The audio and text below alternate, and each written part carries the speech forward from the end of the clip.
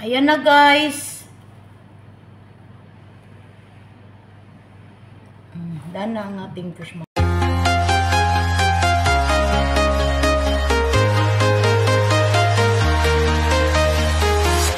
I'm walking alone, the streets are empty. The only thing I can see is Magmasbos ta ng hamor guys. Ayan, naka-ready na. Iprito ko yan guys. May masala.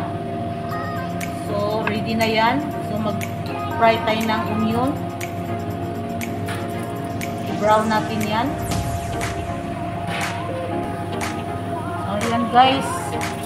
Lapit na mag-brown yung ano natin guys. Kailangan naka-brown talaga yung onion natin. Brown na brown.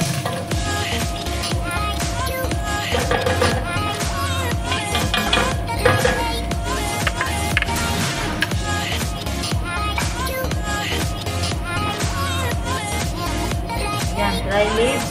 Ilagay tayo ng dry leaves. Tatlong dry na limon. Cinnamon stick. Gel. And mismar.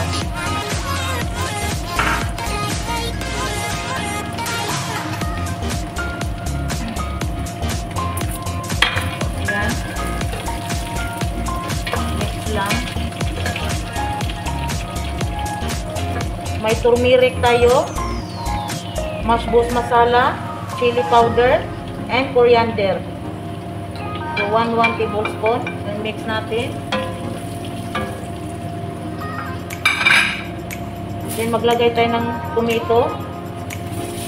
Ayan.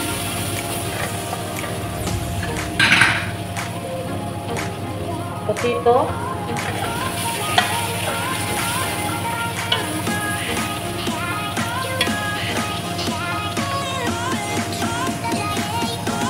Ayan. Maglagay tayo ng fresh coriander.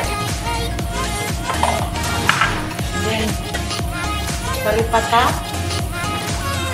And black eye bean. Mix lang.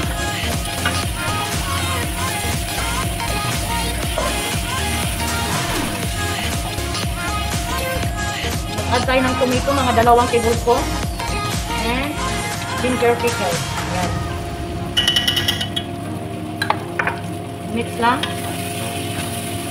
And then add water. Ayan. Lagay natin ang bell pepper. Red. Tuwantayin natin yan. Mag-ano. So, ilagay natin ang ano guys, yung isda, like 5 minutes para may lasa yung mamaya tanggalin naman yan. So, ayan guys, nilagay ko na, nakalimutan ko guys. Nilagay ko na yung rice. So, mag-slow fire na tayo guys. Tap na yung isda dito. So, ano na natin to guys, slow fire para yung ano kanin maluto guys. Ayan. So, wait tayo ng mga 20 minutes. So, ayan guys, remove na ko ang kwan guys. Itap natin yan ha. Ayan, ang masbos natin. Ayan, tagalin lang siya guys kasi madagdahon.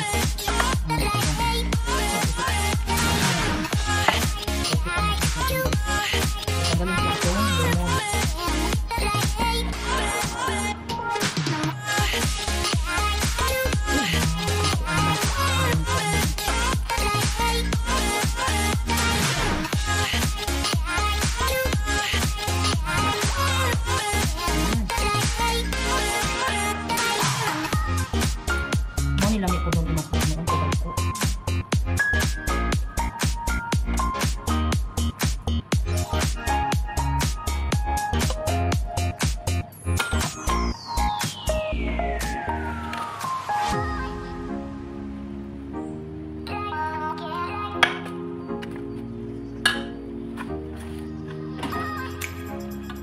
So, itap natin ito guys.